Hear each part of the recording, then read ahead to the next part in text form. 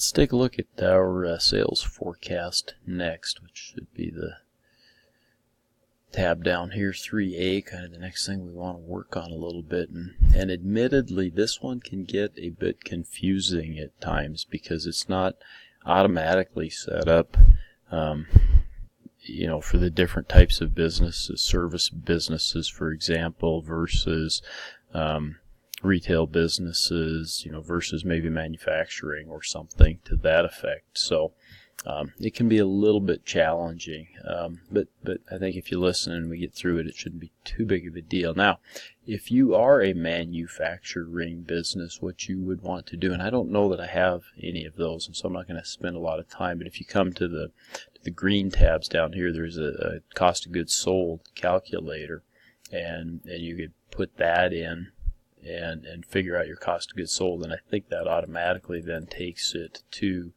the sales forecast here as a cost of goods sold. For most of us, it's going to be something a bit different, and let me kind of explain. If you are manufacturing, again, I don't think there's too many, then let me know and we can work through that separately as opposed to using everybody's time, because I don't think we had any. So let's just say that you're a typical coffee shop, okay, and I've got, I think, one or two of those maybe. What you'd want to do here is your product lines. You might have just a straight coffee, right? Black coffee.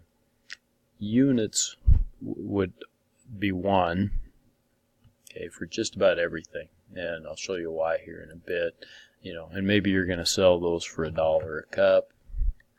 You might have different sized cups. You might have to average it because we might run out of some room here. And your cost of goods sold might be 25 cents or 2 bits. Oops, look at that sales price, $100. Let's say it's just $1 then. There we go. So I'm going to make 75 cents per unit. Okay. That's kind of nice. You can see down here, coffee got input here as my product number 1. And for the month, right, I got it per month. So, for the month, I'm going to sell, well, let's see, and do this kind of math often because I think it's really important, that I'm going to be open 6 days a week. Let's figure 4 weeks in a month, maybe a little bit more. It's 4 weeks plus a day or two. But if I'm open 6 days a week and I sell 20 coffees a day, right, I'm going to sell 120 times 4, 480. I do have that extra day or two, so I could legitimately say that I might sell then 500 coffees. It fills in the rest of it for me. That's kind of nice.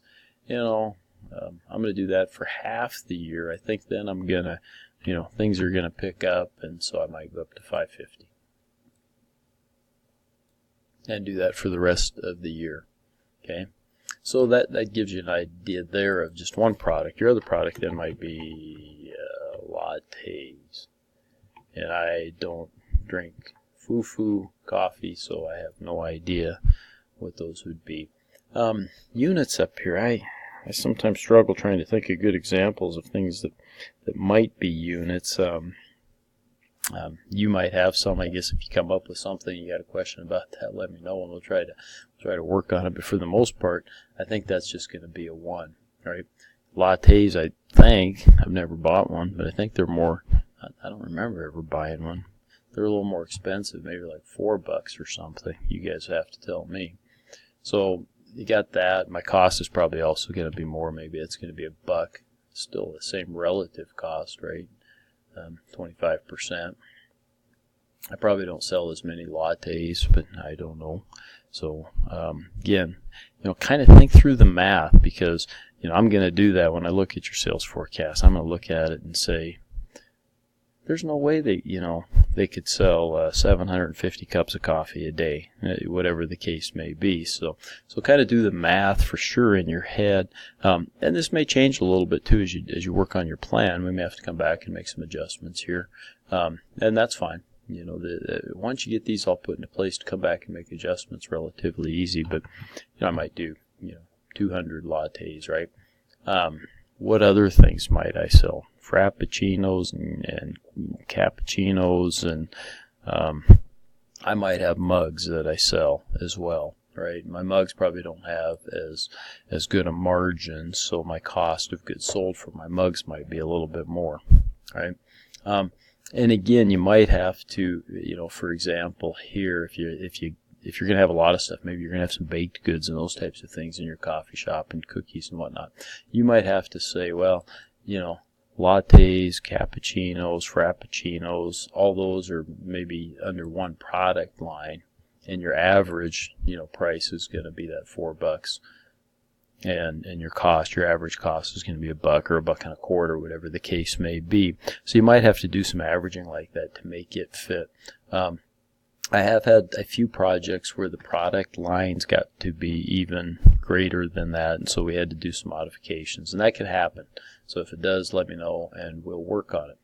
Okay. On the other hand, what happens if you're a service business?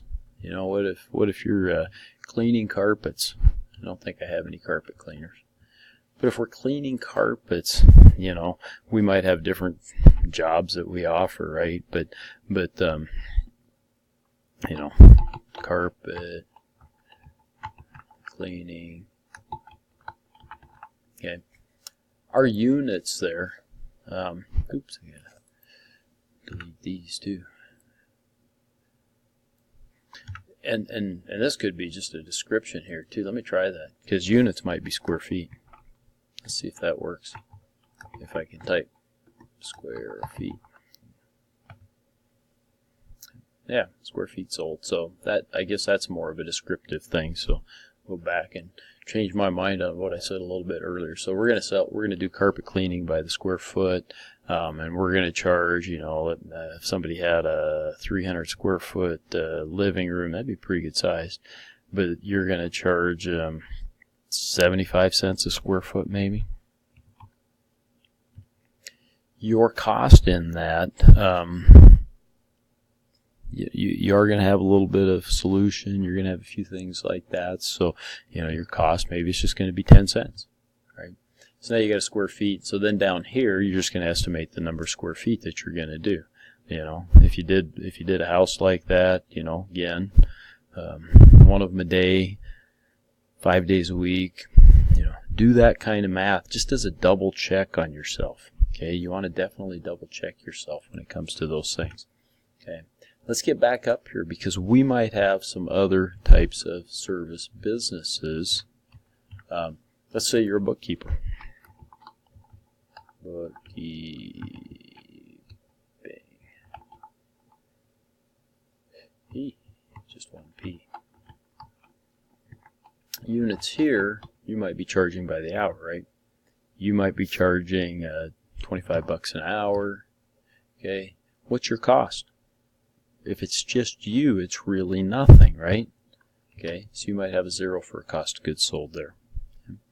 There could be some examples like this where you may have, you may just have a straight mechanics shop. You may do various things in there that might have different numbers. For one thing, brakes might charge a per hour difference than mufflers, for example. But let's just say you got brakes, and you're going to do units. You're going to charge by the hour. Okay.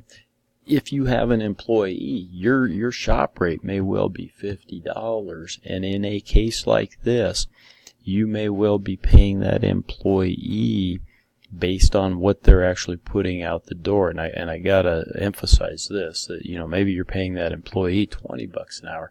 Here's the thing. If you do that on the sales forecast like this, then that person would not be listed here, okay, as an employee. And the reason for that is simply that it doubles it up. Okay. It's not a perfect system here for this type of a business, because it would double it up. And yet this person, if they're truly an employee, we should make accommodations for these types of things down here. Okay.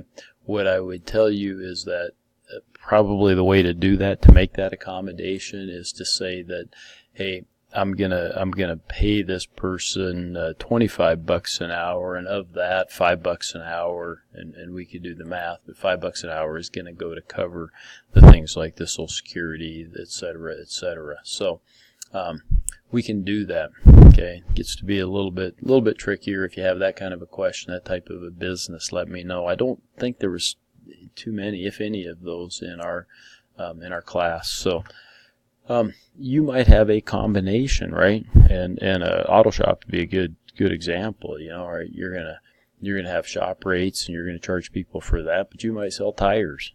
And you might sell some other products or service. A lot of shops also would they have a little markup, right? They get a little discount when they go to the parts store, 10% or so, and so they get that markup back when they pass that along to the customer.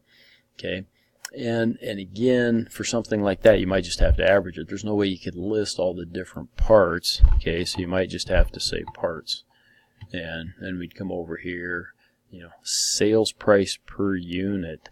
I don't know. You could make your own unit here. Let's say it's just $1, and your cost, if you're getting that 10% discount, is going to be 90 cents. So you're going to make 10 cents.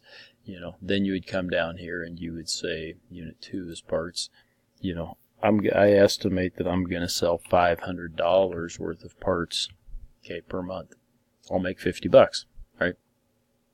90 of it goes, cost of goods sold is going to go to the parts store. Okay, so think these through. This will do all the addition and everything for you. So you'll get down here, and that's kind of important when you get to this total margin and you look at this number. You know, cell number, whatever that is, 055. If that looks kind of like what you expect, you're probably on your way. Yeah, it's not to say we might not come back and nitpick a little bit here and there, but that probably means that you're on your way. If you look down at that and it says, you know, you're going to sell $3.5 million worth of stuff, and really you don't think that's what your business will do, you might want to go back and take a look at some stuff. So kind of pay attention to that bottom right hand corner here, and see if that lives up to your expectations or kind of meets your expectations.